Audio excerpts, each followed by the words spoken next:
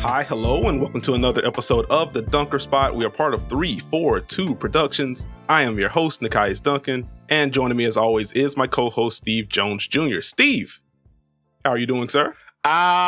Feeling good, feeling great. Happy to be here, excited to be here. Thank you, Dunkers, for once again embracing your bounce. Dunker Nation, we still here. Let's ride. Nekias, it's time to hoop it up. It is indeed time to hoop it up. We still here is a good work from you. That is A+. I'm sure I took that from someone. Salute to them. Oh, well, now I have to lower your grades. I would have been none the wiser had you not said anything. But anyway, we are going to bounce around today. I have some questions. We get this deep into the season, you generally have like the concepts of what all these teams are, where they're trying to go. So it's kind of honing in on some of the minor things, or not even the minor things, just getting in the weeds a little bit, especially with these playoff teams. So today, wanted to bounce around, see what's popping for these teams, answer any questions that we may have about them. Steve, who's caught your eye as of late? What are you ruminating on? What team are you thinking about, buddy? Can we start with the Pelicans, actually? Yes. Hold on real quick. YouTube, hi. Go ahead. Well, as we get into it, that's good work there. But no, want to talk about the Pelicans. 4-game winning streak right now. Have won 5 of their last 6. They have been on fire post All-Star break. The defense remains elite. The offense finding more flow. Zion has been incredibly good and also fun. Brandon Ingram flowing on and off the ball. CJ McCollum knocking down threes all over the place. Herb Jones initiating offense, screening, knocking down shots. He can't stop missing threes. Trey Murphy III. I would encourage folks to watch the first half of Hawks Pelicans from yesterday. Yeah, as we record on a Monday or so. Check that out from Sunday if you would like. Trey is insane. To have that kind of shooting gravity, to have that kind of shooting ability, to be able to parlay that with the drives and draw defenses out as far as he does, he is just electric, and he unlocks a ton for the Pelicans on the offensive end of the ball. I've had a lot of fun with the Pelicans. I think what I am curious about is their center room. And that's not to say that any of them are bad, though it has been kind of like an underwhelming season for Larry Nance Jr., but JV provides obvious value as a post-up threat, as a screener, offensive rebounder. He has held his own defensively this year. When they go to Zion at the 5, good luck defending that, especially when Zion is initiating offense. And you do have a switcher option in Larry Nance Jr. You can also play him and Zion together, etc. I guess I'm trying to figure out how they balance or how confident they are in their big lineups versus their small lineups, and how sustainable the small lineups are in a playoff setting. I think that's kind of where my mind has been, as you know, after watching them recently, threading the full Hawks Pelicans games from Sunday. I just have the center room on the brain right now because JV started the first half, did not start the second half. The Hawks really just didn't have an answer, and then they eventually lost to Sadiq Bey in that game, which is unfortunate. We'll get into some injury stuff at the tail end of the pod, but I'm just curious about the front court for New Orleans, because if they can sort through that, I wouldn't want to face them in the postseason when they have that kind of offensive firepower and the defense is this good. It's interesting. I feel like we've talked about New Orleans a lot this season. I'm glad that it's finally being seen what's going on with this team. According to NBA.com, 8th in offensive rating, 6th in defensive rating, 4th in net rating. Do you feel like they get spoken about in that manner? Not really. Like, I feel like a lot of the broader conversation is like it's about Zion, but it isn't about Zion, if you catch my drift. And so a lot of the Pelicans talk is, well, if they're healthy, then they can do this, which can be said about any other team in the league. But particularly with them, as Zion's had the health stuff, Brandon Ingram's had some health stuff, CJ McCollum missed time earlier this year. So, like, they have a larger, like, I guess they just have that on their plate a little bit more than other teams. And it's kind of allowed their better stretches of the season to kind of go under the radar because other things are happening. We've been talking about the Celtics being dominant, the Bucks being good but weird, and now good again, then bad under Doc, and then good under Doc, all this good stuff. The Pelicans have kind of just been chugging along, and they deserve to get a little bit more pub. Honestly, this is a team, as you just listed off, top 10 in offense and defense right now. We should be talking about them as serious challenges in the playoffs. Well, some people have seen the vision the entire time. This is the payoff, though. This is a team that's built towards the playoffs. and worked towards it the whole season despite the injuries. You know, they're 39-25. They've won 60% of their games. This is just the Western Conference, so that gets you the 5 seed. But they've been working to move the ball. They've been working to have more optionality between their top 3 guys. They've battled through injuries to find different combinations. Let me throw a couple stats at you. Number 1, my favorite that I've tracked all year, 9-1 are the New Orleans Pelicans when Zion, Brandon Ingram, and CJ McCollum all have 5+ assists. The Pelicans are 18-3 when they have 30 or more assists this year. It would appear that ball movement is important. When the ball is moving, they become very tough to guard, and they're really good at cutting and opening things up, spacing the floor. To your point about the center room, what is the overall concern? Is this Jonas's defense? Is this Larry Nance Jr. as a concept? Or is this Zion at the 5? For lack of a better answer, yes. It's just kind of which, I don't want to say poison because that's too strong, but like which poison do the Pelicans want to live with when it comes to whoever they have at the 5? Because I think with JB, again, he helps you crush the offensive glass. He takes some of that interior pressure off of Zion, taking on beefier matchups. The screening on and off the ball legitimately helps the offense. And again, he can work as like a safety valve. If we try to run some handoff stuff with CJ or Brandon to get switched, we don't have anything, we can't just dump it down in the block to JB and he can generate something good. Defensively, that man has been working. They've had him in the drop. They've had him up to the level. But better offenses, I think, can ding him a little bit. With Zion at the 5. Again, offensively, it's easy to see why that is a fruitful thing.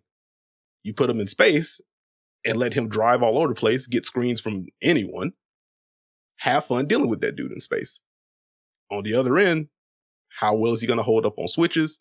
In general, how well is the rebounding going to be? How good is the rebounding going to be for New Orleans, especially with JV off the floor? And with Larry Nance Jr., he should be the midpoint, conceptually between JV and Zion. Give you the switch element, but you can still remove someone from the paint, allow Zion or whoever else he's paired with to operate inside the arc. But it's been an uneven season for him. And so I guess I'm just trying to figure out like which option I feel the best about and ultimately like where the Pelicans are going to land from there. Okay, so right now they're slated to face the Clippers in the first round. Are you worried about JV in that series?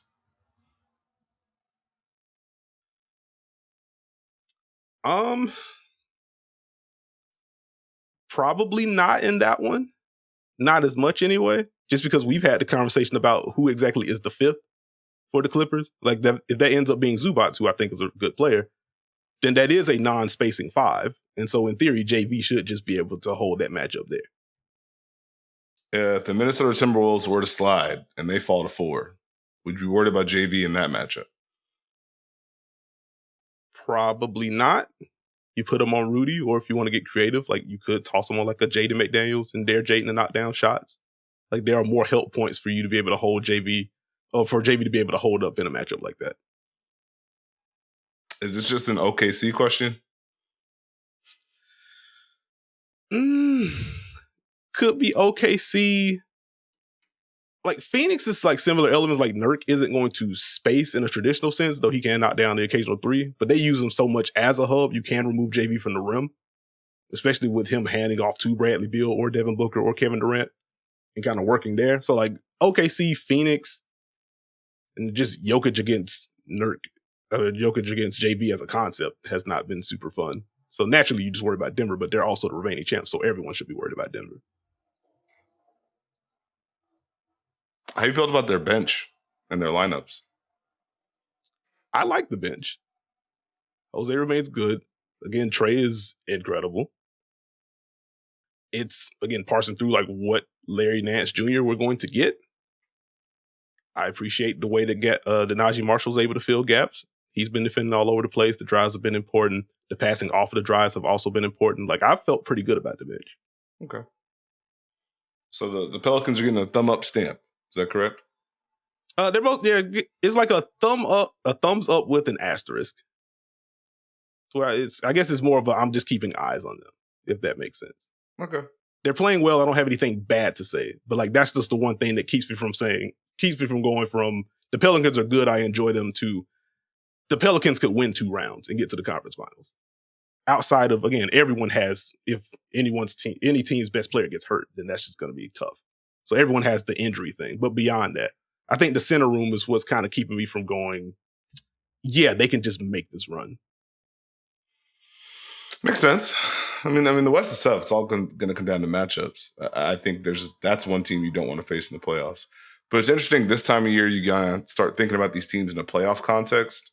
Mm-hmm. And so my mind goes to a team like Sacramento, who has done the work.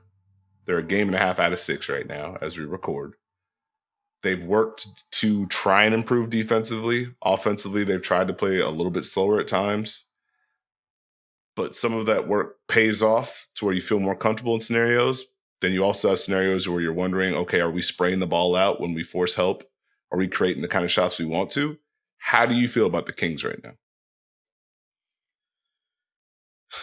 I've been trying not to do the Nekias thing with the Kings because I see the work that they're trying to put in. I do still worry a bit about the defense. It's kind of hard for me to move off of that. Like, they've tried to put Sabonis in a little bit more drop. Like, Keegan Murray has taken on a lot more responsibility defensively. We've seen the effort perk up for De'Aaron Fox this year defensively. There have been positive signs. I just worry that it isn't enough in a playoff setting. Okay. So I'm on the Kings. Got it. I'm thinking about the New York Knicks. Okay. In the sense that, one, they're on the road to getting healthier. Appears OG Anunoby will return. Jalen Brunson has come back. They had a classic scoring battle with the Philadelphia 76ers in which Real Hoop returned. I'm sure everyone enjoyed that one. You have the plus of Jalen Brunson playing so well that he's going to get 2 on the ball. And he's going to force teams to show help. That should open things up for you. You find yourself in a scenario where Philadelphia was treating New York like New York treated Cleveland in that playoff series. And now it's a whole lot of help off of Precious space, Josh Hart space. Now, obviously, the lineups will look different as they get healthy and healthier as things go on down the line. But now it becomes that battle of, okay, well, what do we do now? They've tried to incorporate more movement for Jalen Brunson, looping him to the side, getting him involved in pick and roll, trying to use his pick and roll to just start movement in general. So there's been positive steps, but now, okay, what are our combinations? How much of Bogdanovich are we going to get? Who do we trust? Because we need the defense on the other end. I'm intrigued. Where are you at with the Knicks right now? As they are a half game up on Orlando, currently in 4, a game up on Philly for 6, a game and a half ahead of Indiana, who's in 7. It's such a nasty race, like 4 through 8 right now. But I'm in a similar place with you. Like, I think conceptually, I've mostly been fine with what the Knicks have been trying to do, particularly offensively. Like, it reminds me of a conversation that we had a little bit earlier in the year about Jalen Brunson getting 2 on the ball and what that can mean bigger picture for New York. And I think it is a positive that he's been able to draw that. I think beyond how they play out of 2, I still keep eye on what the Burks and Bojan usage is looking like, because I guess I just anticipated them taking a little bit more pressure off of Jalen Brunson, or at the very least, kind of puncturing the advantages that he can create when they're on the floor together. And that hasn't really happened consistently yet. I think that the Knicks have had to lean on Dante the way that they have offensively. It's cool for Dante, and it's been nice to see him kind of ramp up the usage. But it's also like, why is he having to do this much when you have these other guys in tow that should, in theory, help you take pressure off of Jalen and ultimately open up your offense a little bit more? I think naturally they're going to compete defensively, so I don't have much issue there. I think it's a positive overall that Jalen is getting all these reps and seeing 2 on the ball. So in theory, as they get healthier and work these guys back in, like, it should be a little bit easier for them to play out of that. So I haven't felt bad about the Knicks during this stretch. It's more, can they just hold serve enough to hold on to that top 4 spot, as they're dealing with all these bodies being out. You mentioned Alec Burks. Mm-hmm. Hasn't been the most fun stint or return in New York as far as the shooting has gone. I believe still 29% from 3 as a Knick, 31% overall. And I feel like Bojan may have come at what would seem like the best possible time with people out to have more of an offensive wiggle room, but also might be the worst context as far as the Knicks trying to figure out how to win. I'm just curious to see how they integrate him in fully, because I think he can really help them, especially when they have a bunch of lineups. But Josh Hart's playing, 45 minutes for the 18th straight game? Tibbs is Tibbs. Tibbs is going to try and find a way to win. Tibbs is going to go with what he knows. So it leads to a little bit less experimentation. And then back to the spacing point, it begs the question, how small does he want to go? Mm-hmm. And I feel like he'd rather live with the results of Precious and what he brings as he's fit in as a Tibbs guy versus let's space the floor. Let's have X, Y, and Z out there. Mm-hmm. But that's just something I'm monitoring. I'm not out on the Knicks because, again, they have people who need to return, but I'm just curious.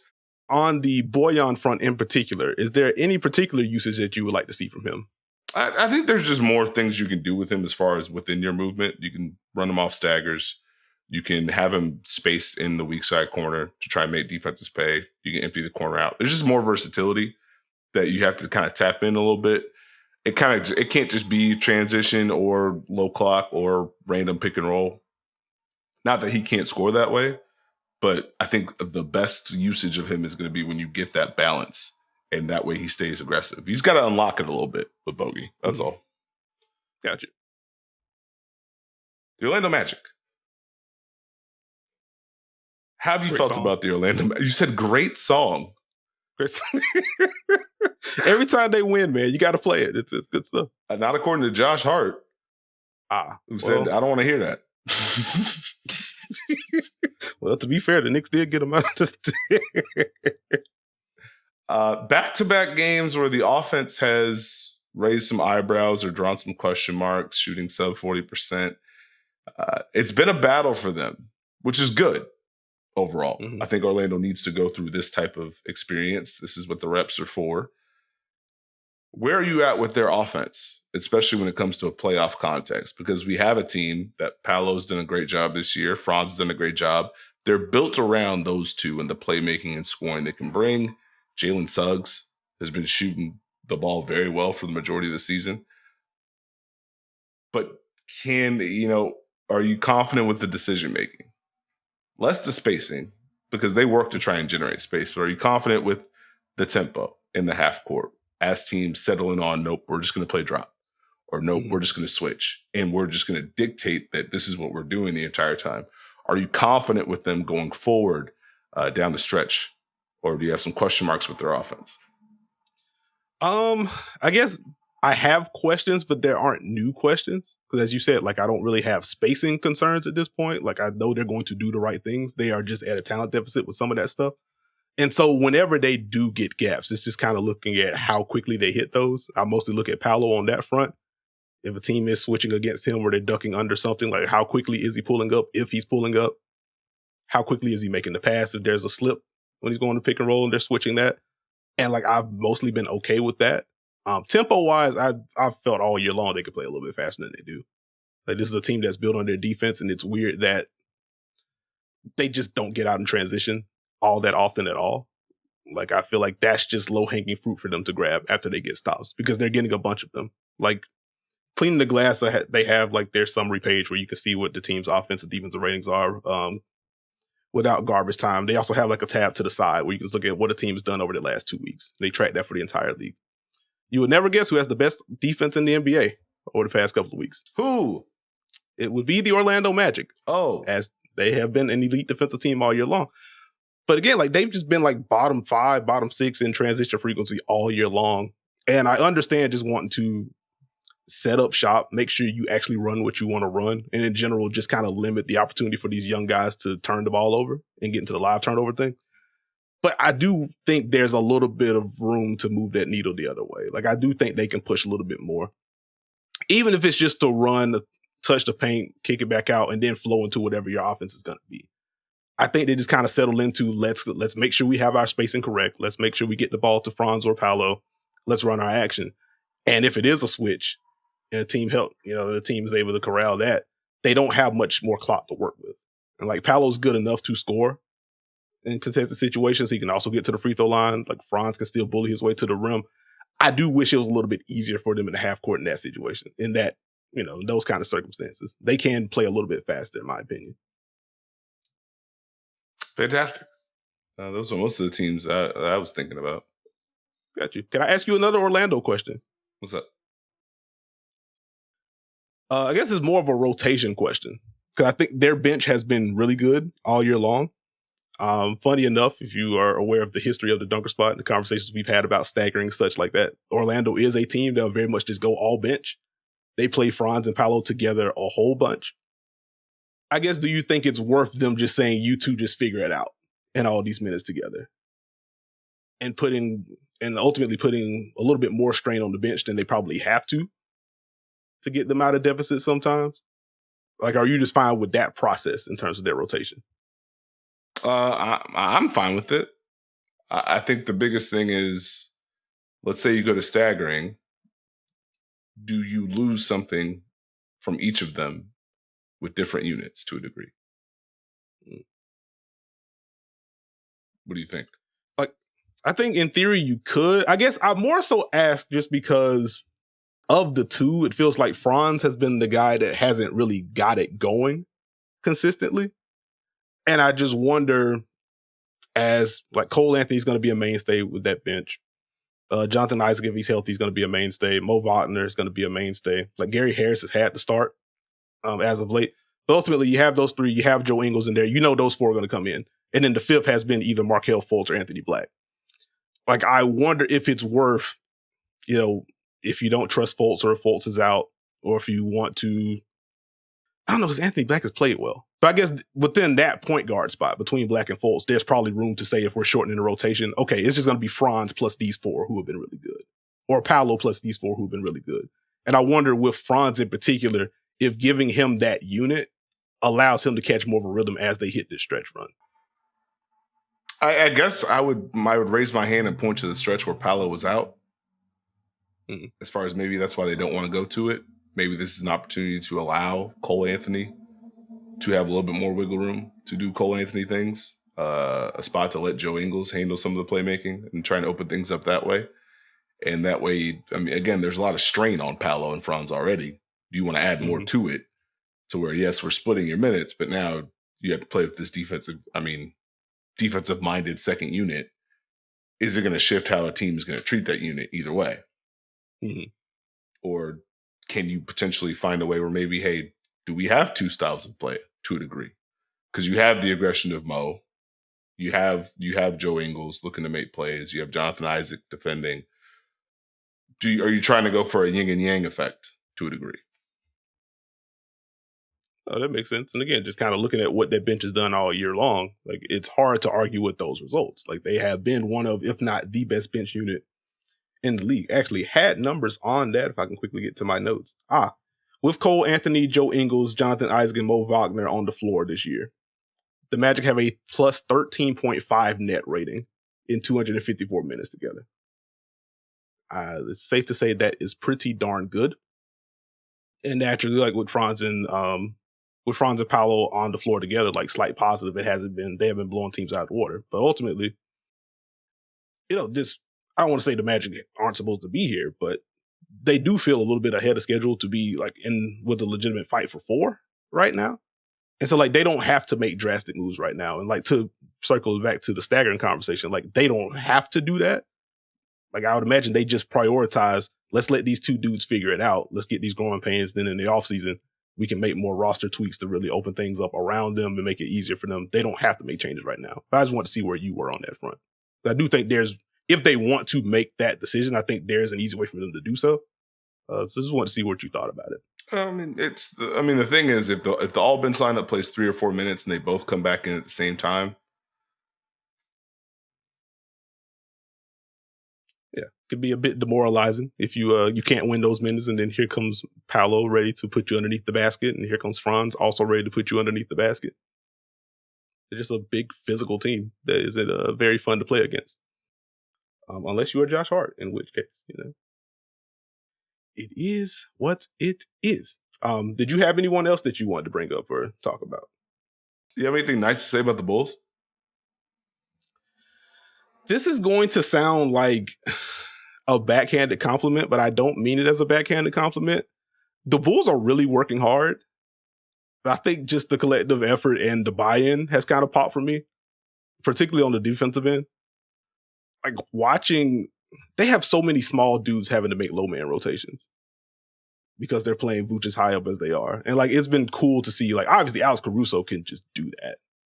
He'll block shots or he'll get the swipes or he'll draw the charges or he'll just make things tough for you when you catch the ball in the paint. So like Caruso's really good at it. But like seeing Ayo Dosunmu's had to do it, Kobe White's had to do it depending on where his guy's spaced. DeMar DeRozan has had to make these rotations. It's not easy to commit your body to that kind of style, particularly when you look at like where the Bulls are right now. Like it would be very easy for them to say, well, we're 8, 9. Like, y'all got it. Let's do something a little bit more conservative here. So like that part has been cool for me. And then offensively, Vooch is hitting shots again. That's a welcome development.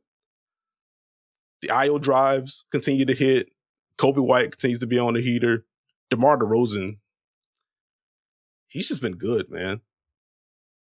He's just been good. You know what he get with the shot making. The playmaking has been there. The fourth quarter, he just calms them down. Like watching him and Kobe White kind of decide, okay, which one of us should be the one to take over right now? Kobe's still just the first. DeMar sometimes like, nah, big dog, you got it. You go ahead and knock down these middies. So like that's been interesting to watch late in games. But it's a team that's competing. Like, you know what my thoughts are on like the Bulls organizationally and like what direction I think they should go in. But for where they are, like this is a team that's playing hard. They're flying around defensively. That is not the same as saying that the defense has been good. Because if you look at what their defensive rating has been over the past couple of weeks, they're in the 20s. So don't want to conflate that with the defense has been good, but they are very much putting in maximum effort to make it work. They're knocking down enough shots. If you get into a close game with DeMar DeRozan, like you have a chance in it. So I guess that would conclude my Bulls compliments as of now. But they've been working. There we go. I hope I passed. You know my Bulls thing. Can I ask you a question about Jayson Tatum? What you got? You know, don't want to make the Celtics a weekly segment, but they are in the middle of a road trip. They play later tonight at Portland as we record on a Monday afternoon. Then they got another game on Tuesday. I think they had several Celtics on the injury report, so honestly not sure if Tatum plays tonight since it's going to be a back-to-back. But last 3 games for Jayson Tatum, 23 points a game, 31% on twos, 52% from 3, so that's a very interesting shot profile there. 9 boards, 6 assists, nearly 4 turnovers. I am once again keeping an eye on the Jayson Tatum drives. Not necessarily the volume, because he is still very much putting his head down, but in light of him seeing a bunch of switches over this recent stretch and peeping just how Boston spaces around those, like I do wonder, I just wonder if I'm doing too much, just kind of keying in on stuff, because the Celtics haven't looked off for very long this year. And so when it does happen, it's like, whoa, what's going on with the Celtics?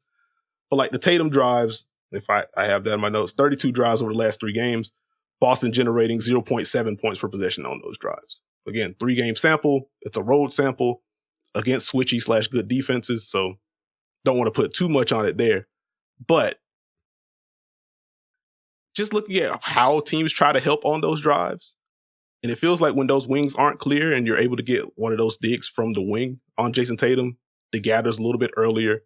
And some of the growth that I've seen with him earlier this year, being able to seek out the body, draw fouls and stuff, if he's having to gather from farther out, that becomes a little bit of an issue. So it's one of those things, not that it matters now, because Boston's just far ahead of everyone for the 1 seed. But like, if that's going to wind up being a thing where as we get to the actual postseason, if teams are like, we can do what Phoenix did, we can do what Cleveland did, let's switch and get a high tag, see if we can bother Tatum from there. And in general, with Tatum seeing a little bit more switches, are we able to take 2 on the ball off the table? Can we flatten Boston out? Can we keep ourselves out of rotation as often as we've been in rotation against Boston this year? You know, we had the mailbag question this past Thursday about how you would defend the Celtics. And I listed off those numbers there, where they rank first or second against basically every pick and roll coverage there is. But in terms of the actual points per possession number, like the switching number was the lowest for Boston.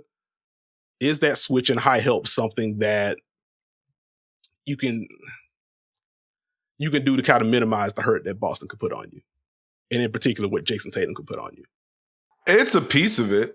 But I think this is why these kind of reps are important for Boston during the regular season, to be able to get a grip on, we can generate these shots consistently. What happens when a team kind of takes a bite out of what we try and do? I think if it was completely necessary for Jayson Tatum to be the initiator and the person that gets two on the ball and opens things up, like we saw on the start of the Celtics journey, I think that would make it a little bit different feel-wise. Mm-hmm. But I think the fact is, one, Tatum has the ability to make those shots where it doesn't really matter what scheme you're trying. That can make you feel a little uncomfortable. And Boston does have that lineup where we have multiple initiators. We have multiple ways we can kind of get things going. We can use Drew in a lot of different ways. And so it becomes, how many teams are going to have 5 that they feel comfortable with guarding everyone for Boston? Mm-hmm. And even if a team lands on, hey, we'll switch, or hey, we'll show, that's okay. How many teams are going to feel comfortable about that over 48 minutes? Because the other part about Boston is they're very good defensively. And they should have more potential to be good defensively in a playoff context, which is going to allow them to get out and run and get some easy ones, or at least get out and run and get some threes that you probably don't want to give up. So unless you're just scoring on them nonstop, and this is a pure half-court battle, I don't know if it gets weighed as much. Now, to the Tatum portion, it's hard because you can see what they can generate when he does drive. I felt like his drive has been key all year. When he drives and finishes, now what do you do? Because he's got the combination of the drive, he's hurting you in pick and roll, you don't feel comfortable about any of it. So I'm not necessarily in a space where it's down. It's March. You know, I mean, on the same side, they lost 2 games. He took the whole team golfing. He told Joe Mazzulla he wanted to play the whole game, and he didn't feel like he played well against Phoenix. So, I mean, I think there's a self-awareness about the Celtics that should be saluted. Okay. I want to see where you were there. Did you have any more teams that you want to bring up? No. Okay. Well, then, can I ask you a very quick question? What's that? Where are you at on the Indiana Pacers? I'm fine with the Pacers. I think some of the losses they've had injury-wise are tough. I think my issue with the Pacers is more losing Buddy Hield made sense in the totality of what they're doing big picture-wise. But it's hard when you have a part of your offense that is very key and opens up certain things for you, and you don't have someone that replaces that. Not that you don't have people who can play and help your team and give you quality minutes, but you don't have that one portion that opens things up with the pace and the tempo and the way he flew off screens, the way he was in ghost screens. And now you're trying to figure out, how do we get back to what we were doing with different personnel? And I think part of it is just experimentation to try and figure out how to recapture some of the gravity, some of the tempo, some of the movement. Do we use Tyrese off ball? Do we use Tyrese on ball? What lineups do we use? You know, do we use Tyrese and Pascal together? But you also have that factor going with that offense is very important for your team. So if you're trying to sort through that and your defense is at a certain level, it can lead to uneven play. And so I'm not necessarily out on the Pacers, the concept. I probably point to the Kings from last year. From last year to this year. Now, this is not as extreme, obviously, but think about the shift that the Kings had to make from last year to this year. Now, think about the shift the Pacers are having to make midseason. When a team has such a unique or an offense that does so much for them, you need that to work. It's the same thing when you flip it. If you're a defensive-minded team and your defense starts to get dinged, well, that's kind of the bread and butter. It makes it a little bit harder to survive. So that's where I'm at with the Pacers. I still don't think they're a team you want to face.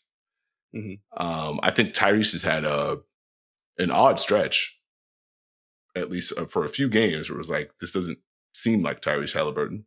And that also plays a factor into it. So it's more just, can they survive this period and get moving? Where are you at with the Pacers? I got you. Like, it's been kind of odd. Like you said, like the defense, as they've tried to sort out how to use Pascal in particular and just the general personnel limitations that they have, like the defense is already, as you said, at a certain level. And so they can't really afford for the offense to slide. I think it's been a more steep adjustment period without Buddy Hield than I think even they anticipated. And I think they factored that into the calculus, and they still ultimately decided it's worth moving Buddy and making the moves that we did to the roster. And they should be fine long term. But as of now, like losing that movement element, I think has led to them using Tyrese off ball a little bit more. I want to give a quick salute to the great Caitlin Cooper, who recently tweeted out some pick and roll stats with Tyrese Halliburton that inspired my search as I was getting those together this morning to see, okay, what exactly is the pick and roll usage for Tyrese like post All-Star break? And so since the All-Star break, on-ball picks that Tyrese Halliburton has received: 23, 26, 22, 24, 15, 24, and then over the last 3 games, 41, 44, and 35, with the 41 and 44 being more in line with what he's been at this year. Of his 10 lowest volume pick and roll games this year, 6 have come after the All-Star break. And conversely, he set 69 on-ball screens before the All-Star break, 69 in 43 games. He's already set 32 in the 9 games post-All-Star break. So you think about the Pacers going to like Spain pick and roll in particular, they're using Tyrese as the back screen a little bit more. Normally that would be Buddy Hield. They don't have that moving element anymore. So I do wonder, like, not even wonder, but just in terms of that adjustment period, I think it's been kind of weird for them. Tyrese can obviously operate in that role, but he's at his best when he's able to dictate things. When he's able to grab and go, or someone gets a rebound, quick outlet, Tyrese can fling a pass deep. You get into all the different variations of pick and rolls they can get into. You build off of the Tyrese Pascal pick and roll, and you play out of that. Them having to shift his usage to that degree while he's also still just trying to regain his overall rhythm after being out as long as he was, I think it's just led to a lot of wonkiness and him just trying to find himself. And so, like, I'm a bit lower on what their playoff ceiling could be this year, but certainly not down on them as a concept. Because I think I like what they're building overall. And like, I trust the talent that Tyrese Halliburton is. I trust what Pascal's going to be, how they're going to be able to play off of each other in traditional pick and rolls, inverted, handoffs, all that good stuff. So not worried long term. But it's clear removing Buddy Hield from the equation, and then also the injuries that they're dealing with, like Benedict Mathurin now out for the year.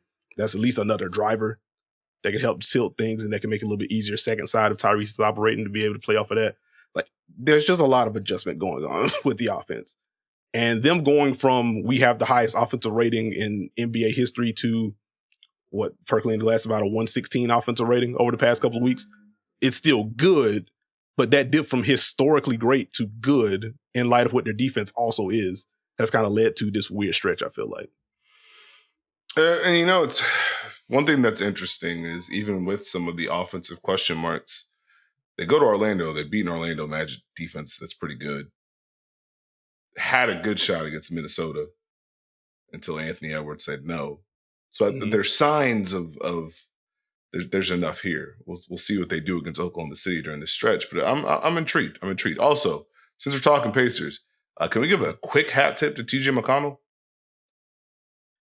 If you look now, he is still driving the basketball. who was went ahead and just taking grasp of this and be like, don't worry, guys, I got it. We're totally fine. Like, he shot 58% for the whole month of February. He shoots 63% in the month of March. How does he keep getting away with this? I wish I could tell you. So, no, quick shout out to TJ. That's all. Actually, while we're on Indiana, a quick one before I have another thing as well. How are we judging this Miles Turner season? Is this a stock up or stock down season for Miles Turner? Objectively good basketball player, but it's weird to just kind of bake in, well, this Pacers defense is bad. And then you think about who Miles Turner is and has been defensively. It's like, wait a minute. Should it be this, though? Like, how much of that is on him versus overall scheme or personnel ahead of him? And I think offensively, like, him and Tyrese have just had the most prolific pick and roll partnership in the league this year, at least statistically. He's been able to kind of fit in there. But what do we do with this season? Particularly defensively. Like, what have you seen from him? What do we do with this season? Yeah. I mean, I think it's just a flip. You probably feel better about the offense. And you look at the defense like, okay, it's probably not this, but what is this? I've probably been disappointed by some of the drop. And so you probably like a little bit more of the rim protection to stay. but does that tie into what Indiana wants to do defensively for those moments where they want to stay at home or they don't want to be too aggressive? And he's just kind of tied into one thing. So am I just going to judge everything there? But then do you tie in what they're trying to do scheme-wise to some of the rim protection plays or timing where it's like that used to be a different kind of contest? Yeah. So I don't necessarily point and go, oh, Miles Turner is done defensively. I think the value that he's brought offensively has been key. Hasn't felt forced or an issue at all this year. It's just, we'll see where they go defensively. What about you? What do you do with Miles Turner's season? It just feels weird. Like, I think the defense in particular is why I couldn't get all the way to, as we were having like the deeper cut all-star discussions earlier in the year. It's like, hey, what about Miles Turner as like a potential injury player? It's like, he's been good, but like I just kind of banked in a level of defense that I haven't really seen from him this year. At the very least, we haven't seen it from him consistently. And I don't think that's all his fault because, again, this, pre-Pascal trade and even post-Pascal trade, you just go up and down the roster. Like, it's not like he has a lot of size in front of him or beside him. And he doesn't, outside of, Andrew Nembhard will be pesky, fight over screens. TJ McConnell can fight over. But like, they don't have like a great overall cast of like screen navigators. So if you do have them in a drop and you're not sending help elsewhere, like it's a lot of 2-on-2 basketball with Miles Turner having to cover for a lot of folks. So like, I don't ding him too much. I do feel like he can provide more of an interior presence than he has so far this year. Like, this is just the standard that he has set as an overall shot blocker, but as he's grown throughout his career as an overall really good interior defender. But I don't know. It's just felt kind of off. I mean, it hasn't been great. I'll say it. It hasn't been great. I joke. When Pascal Siakam played the fives, he played the best defensive five for the Pacers. Yeah, that shouldn't be a question. But I don't take that as Miles Turner can't play defense anymore. Yeah, nobody should go that far. If that dynamic makes sense. So we'll see. We'll see if there's something else that they're trying to do. I got you. While we're on centers, I would like to talk about Brook Lopez very quickly, if that is okay. And it's I guess an extension of the conversation that was had in our Duncan Spot watch party over the weekend. Join those if you want to watch and talk hoops with us, by the way. But anyway, I've just been kind of keeping eyes on the overall Brook Lopez usage. Like, we recently talked about the screening and the super high pick and rolls with him and Dame and how fruitful they've been. Obviously, the spacing for Brook Lopez is going to be important as someone that in theory could bring guys out of the paint. Or if you leave him over on the perimeter, he can knock down open shots. He has shot well from three this year. I do wonder, like, how much of the counter stuff he's going to provide, especially in light of the Dame and Giannis usage together skyrocketing as of late. Is he going to be demoted to just a spacer offensively or more of a spacer offensively? Are we able to mix in some of the post-ups for Brook if teams decide to switch against him? I guess I'm just keeping an eye on like how much they utilize him outside of screen at half court, space at wing, space in corner. And then defensively, this is more of a personnel around him question than an actual Brook question. But Brook Lopez in a drop, still very good. Still leads the NBA in contested shots. Has contested more 2-point shots than anyone. In terms of field goal percentage allowed at the rim, looking at NBA.com's player tracking, you sort that for guys that have defended at least 200 shots, top 10 in that or around that range. So still very good at protecting the rim. If you ask him to switch, it can get a little dicey. And if you're just flat out putting him at the level or trapping, depending on who he is paired with, that can also get dicey. So it's just, I guess, a general, like, what else are they going to do with Brook offensively? And just how much scheme versatility does Brook have at this stage? Or how much of that will Doc Rivers be confident in tapping into as we hit this playoff stretch?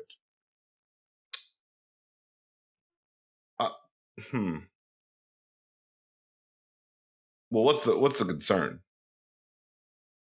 I guess would be my question. On which end, or just all together? All together. I guess for me, it's just like, does Milwaukee get a little bit easier to manage if you know what's coming from Brook? Or if the shots stop falling from Brook while he's spaced? Does it become a little bit easier to just funnel possessions to him? And defensively, if they do face a team that can kind of ding him in the drop, like how many counters do they have? Because while I've enjoyed, like Giannis has been much better defensively as of late. Bobby Portis, I feel, has just been better under Doc Rivers, but he's still not someone that I don't want to have to play him equal or more minutes than Brook in a playoff series, for example. Just how many different things can they do? And how much can you really expect from their guards once we hit the postseason to kind of take pressure off of Brook defensively? This is an old question? Could be. No, is this the same Brook question people have had? Probably. I'm trying to understand, because he's still a very large human being who's still very impactful in the drop, and to a degree that probably should enhance itself come playoff time. I think the thing offensively is, do you need to run things for Brook right now? Not necessarily run things for him. Like, I don't need him taking 15, 16 shots a game. But like, I'm looking at, let's say, just the overall 3-point rate in particular. So like 60, 70% of the shots come from the yard. It's like, is there better balance to be found there to the overall Milwaukee point, to where we don't want to just spam Dame Giannis. We can do different stuff. We can run movement stuff from Malik Beasley. We can get the Dame the ball in different ways. We can get Giannis the ball in different ways. Oh, also, if you're just trying to hide a weaker defender on Brook, so you can put a better guy on Giannis, you can switch the Dame Giannis thing. Now we can just post Brook up. Like, just kind of keeping eyes on how much of that stuff they mix in for Brook as well.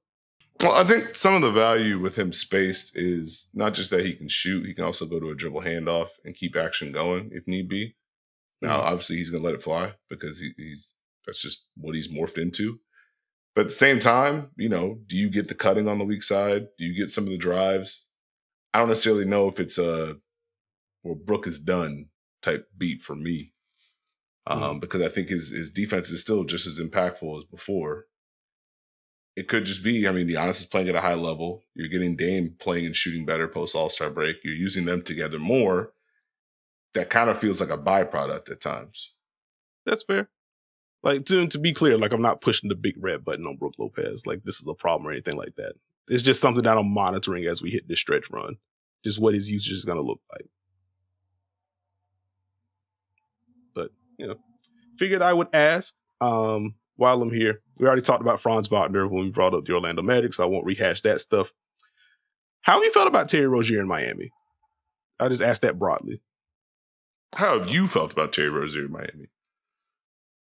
It's been up and down. Like, I talked about the Heat last week, and so naturally they then lose to the Wizards, and they lose to that's been a fun stretch post-pod.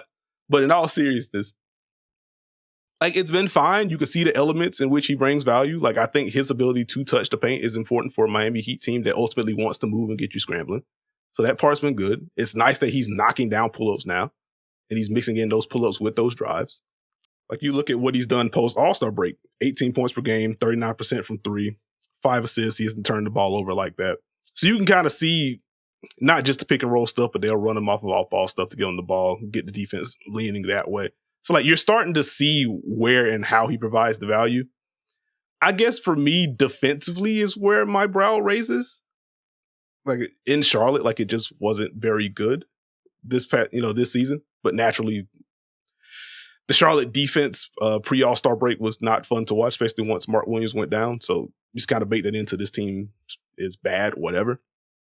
I mentioned on the pod last week, I do feel like just his ball pressure, I think, helps bleed some clock, and like he's providing effort on that end.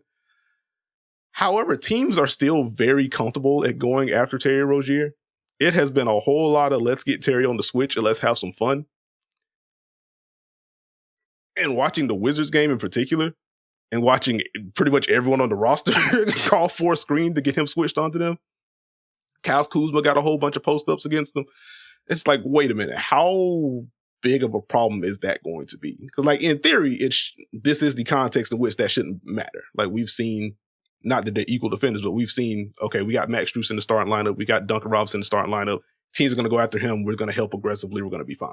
So it's not that Miami can't do that, but teams are starting to poke at that. And then you just look at some of the on-off stuff with Terry Rozier since he's been there, or post-All-Star break, rather.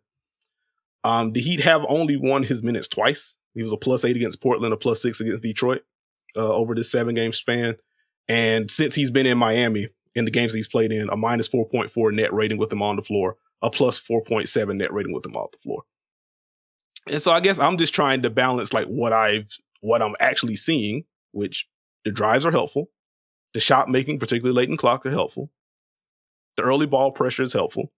He does fight on the switches. It's not like you get a switch and it's just a guaranteed 2 points. He is fighting there. He's giving good effort. With some of the results that the opponents are getting, and then looking at some of the advanced stuff, it's like, oh, the numbers are painting this to be worse than what it feels like when I'm watching Miami. So just kind of like, Because like once he first got to Miami, like he was very obviously trying to fit in. Like we made jokes on the pod about him setting all the off-ball screens and not wanting to step on toes and all the good stuff. He's very much finding his comfort within Miami's offense. I guess now I'm just kind of waiting on what I'm seeing or the numbers to kind of match what I'm seeing on that front. And I wonder if anything in particular stood out about the Terry experience so far. I guess for me, it becomes, do you think he's in the liability zone defensively? Not yet. Well, I guess I'll say no, but it's closer to that than I would like for it to be. At least once it gets late in games. It feels like teams are poking at him to a degree that I didn't expect. Well, here's the thing, right? Mm-hmm. Boston, Milwaukee, it's going to be size related for the most part, correct? Mm-hmm. Cleveland, do you have confidence? Like, would you rather Cleveland try and attack Terry Rozier or Duncan Robinson and or Tyler Hero?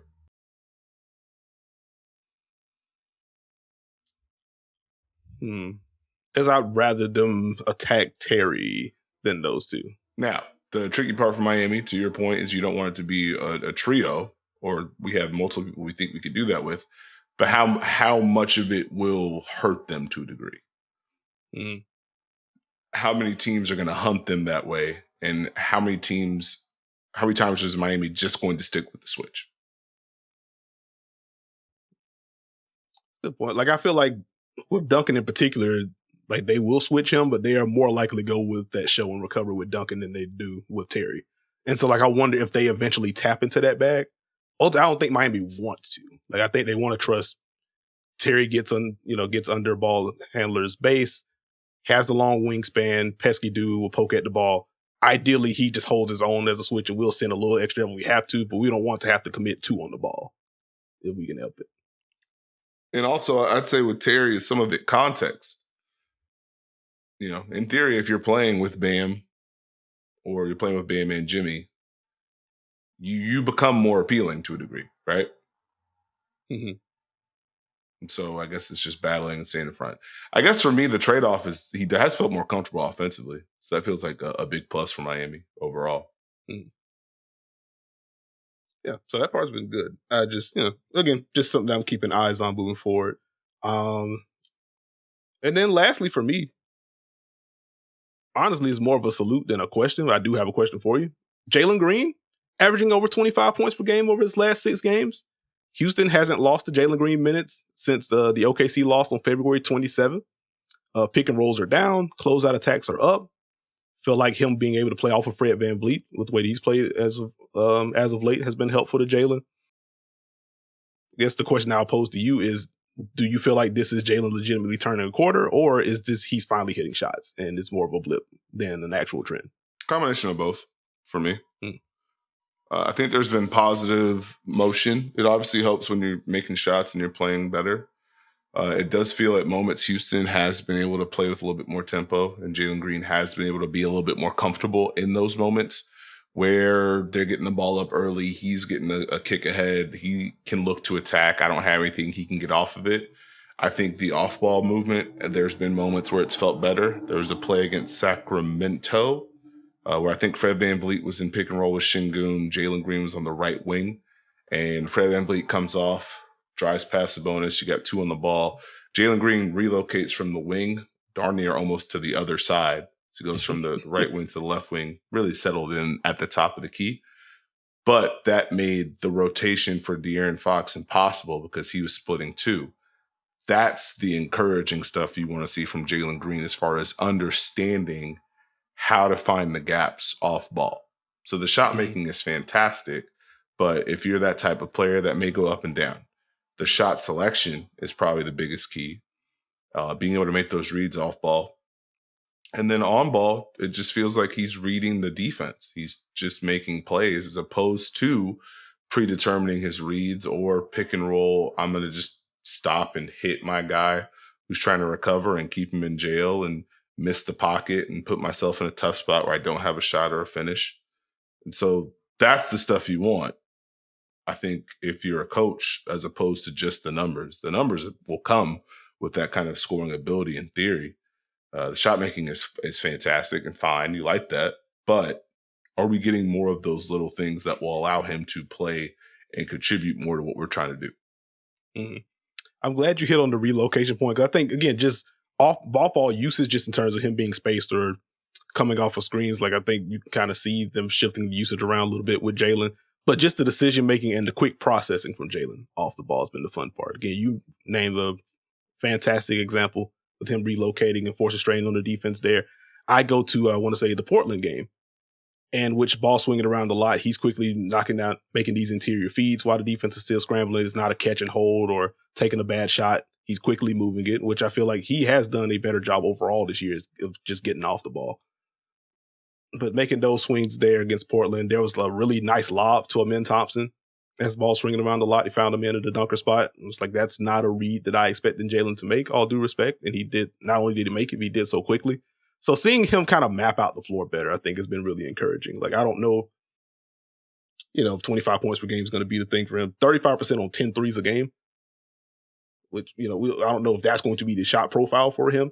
But that combined with him continuing to compete defensively, I feel like there have been some really encouraging strides made for Jalen Green. Any players that you wanted to toss out before we move? I did want to give a quick salute to Isaac Okoro. I think the confidence that he has played with offensively has been fun to watch. Just really decisive when he gets a drive, when he gets a kick on a drive, and he's, the shooting has felt better, but he's looking to drive those closeouts and make plays. Terrence Mann's cutting has intrigued me of late, just as far as finding different gaps when he's spaced on the weak side, timing his cuts up well, being involved in actions, not always initiating, but being involved in the start of it in a dribble handoff. Let me roll, let me get back to space. Just kind of moving around that way. I'm keeping an eye on that as my mind tries to figure out what the Clippers' true best lineup is, who their best fifth is. Shai Gilgeous-Alexander, and the way that he takes, not only what the defense is doing, but uses what his offense is doing to his advantage as far as the spacing goes. I know we've talked about it, but he's really underrated in the sense that once he starts to understand when and where the help is coming from, he's going to use that against you. Definitely, especially in the Miami game, thinking about plays where he knew he had a whole side that was empty. He knew if he drove one way, the defense was going to react. And now he could use that space to his advantage and have more room to get a shot off. Like, those little things are really fun to watch. Mm-hmm. So that's probably the players I would shout out right now. Okay. Got you. And then as we were on the old man, the three things with JJ Redick, we started the all defense conversation. We did not give our full all defense teams on that episode. But as of March 11, who would you have on your all defense team right now? Are you asking me to reveal an all defensive team that we didn't reveal? Yes.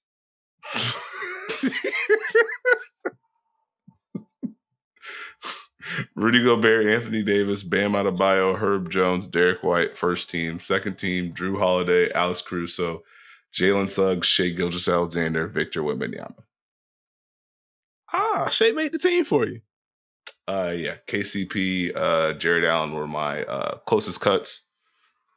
Brook Lopez and Lou Dort were my next closest. Not to step on your short list, but that is that was my 10.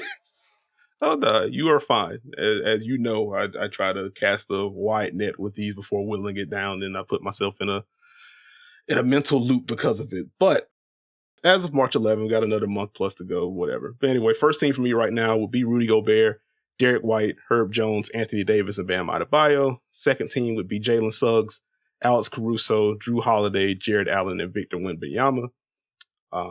Wait, Shai didn't make it for you? I have Shai just out. So we had the same exact teams, except I had Shai in and you didn't. That's a funny bit. That is a funny bit. But no, not quite there with Shai, though the fact that he's in this conversation, which actually, that's free throw adjacent. Better defenses. Well, you have Shai on your team, so I guess I can't even ask that. I was about to say Shai or Gilgeous-Alexander Walker, but considering you have Shai on your team and Nikhil isn't there, that would answer that. I guess how close was Nikhil for you? Or was he not in like serious consideration for you? Next level. Gotcha. Wouldn't debate against it, but I mean, well, here's the thing I'd ask. Gilgeous-Alexander Walker or Josh Hart? Be Nikhil for me. Though Why? Josh Hart has been quite good. Why? I feel like screen nav's been better. That'd probably be the biggest thing I would point to before getting into like the nerdy second spectrum stuff and EPM and all that good stuff. Okay. Like, film wise, like, let's have some fun then. Who can guard more positions? I guess how good do you feel about Josh on fours? Nah, you can't return my question with a question. Answer my question. No, you. All right, fair enough. Because I'm looking at Nikhil as like a 1 through 3. If you want to go like, honestly, I'd probably put him in the same place. I say Nikhil better defending 1 through 3. Josh can handle 2 through 4. Okay. I'll say about 3 apiece. Does a lower minute factor allow you to play better defense? It can, yeah. I am sorry that Chris Finch does not play Gilgeous-Alexander Walker 47 minutes a game. No, I'm asking you because you have to compare these players. Is Gilgeous-Alexander Walker done a better job than Chris Dunn? I would say he's been. I am a Chris Dunn fan, but I would say he's been better than Chris Dunn this year. Chris Dunn did also make my extremely long list, but now I'd have Nikhil over Chris. Has Nikhil done more activity wise than Lou Dort? Is Nah better than KCP? Nah versus KCP is probably the fun one, the more fun one for me. For you. It's my list. What you mean? But I guess let me actually answer the question.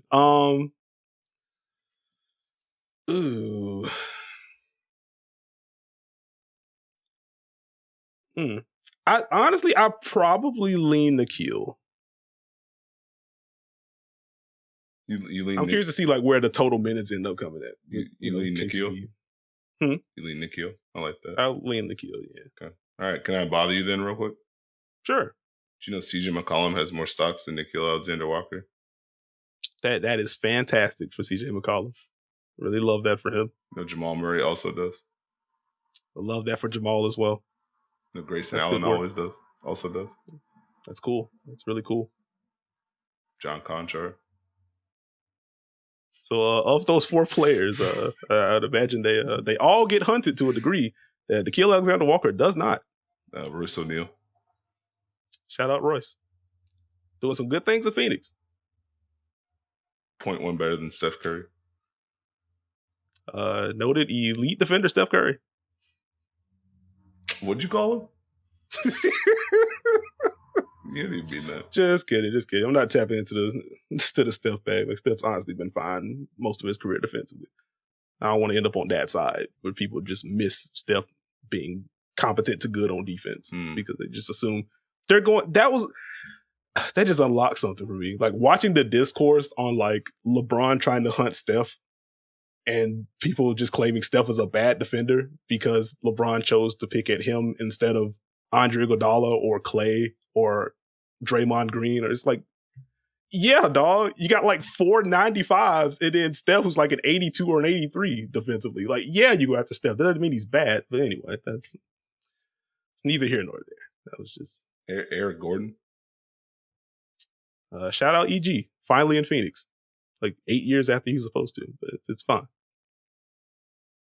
Cannot defend like Gilgeous-Alexander Walker. Sorry. I didn't say. I said stocks. But no, I understand. I'm just saying. Tumani Kamara. He was someone that I had on like the longer list, and then I erased his name and then put him back on, and then ultimately erased his name again. If I could ask a serious question, why does Nikhil get the credit that Mike Conley doesn't? The honest answer, I guess the honest answer is two-pronged. One, Mike Conley should get more credit for what he does and his role in Minnesota's defense. Two, just generally tougher assignments taken on for Nikhil than Mike Conley, I think would be the actual answer. Okay. But that's all I got there. All due respect. I can quickly go through the long list if you want. Otherwise, we can sure, go ahead, bud. Get out of here. Okay, guards I considered. Again, I already named my team a little bit earlier, but Derek White, Drew Holiday, Jalen Suggs, Alex Caruso, Gilgeous-Alexander Walker, Shai Gilgeous-Alexander Walker. Shai Gilgeous-Alexander Walker. Good job. Nickeil Alexander Walker, Shai Gilgeous-Alexander. There we go. Chris Dunn, Fred VanVleet, Dennis Smith Jr. In the wing room, Herb Jones, Isaac Okoro, Kentavious Caldwell-Pope, Dylan Brooks, Lou Dort, Kawhi Leonard, Jaylen Brown, Asar Thompson, Anthony Edwards, also on the longer list. Ultimately, again, a lot of those guys just didn't make my team, but those were guys that I at least thought about. In the forward room, Aaron Gordon, Jabari Smith Jr. was like my shout-out player on the JJ pod. If you want to check out the old man, the three things. Kevin Durant, Giannis, Jaden McDaniels. And then the centers, Rudy Gobert, Anthony Davis, Bam Adebayo, Jared Allen, Victor Wembanyama, Chet Holmgren, Brook Lopez, Jaren Jackson Jr., Nick Claxton, and Zubats were all guys that I thought about. And then naturally, in terms of injuries and stuff, no Joel Embiid, Draymond Green, Jimmy Butler, OG Anunoby, Evan Mobley, Marcus Smart, Scotty Barnes, Jonathan Isaac, who, the minute low is going to be low for him anyway, but per possession basis, he's insane. And Kristaps Porzingis would be all of the players that I at least gave some level of consideration to. Nice. Boom, we did it. Quickly on the news front before we get out of here, Rudy Gobert fined $100,000 for his actions towards and comments about the officials during and after Friday's game against the Cleveland Cavaliers. That is a lot of money. That's the send off. That is the maximum amount that he could have been fined. Probably shouldn't make money signals at the refs. Yeah.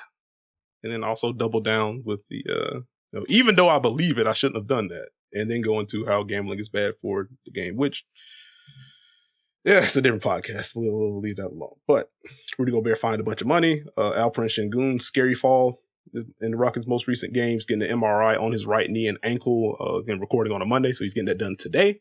Hopefully we will have some news soon on that front.